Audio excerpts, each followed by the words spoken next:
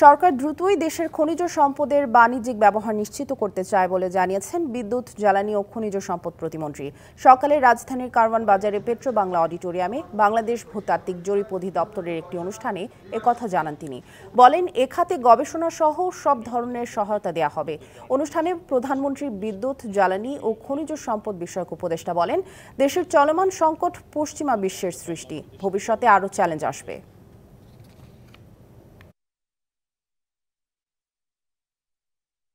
আমাদের যতটুকু মূল্যবান সম্পদ আছে সেটাকে সর্বোচ্চ ব্যবহার আমরা কি করতে পারি সেটা নির্ভর করছে কিন্তু আপনাদের উপর। তার মানে আপনাদেরকে স্বাবলম্বী হতে হবে।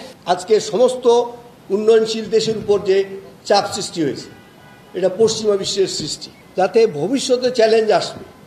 This is not the end of the game. আবার আরও চ্যালেঞ্জ আসবে, মাননীয় প্রধানমন্ত্রী ইঙ্গিত দিয়েছে। তখন যেন আমরা নিজেরা বুঝি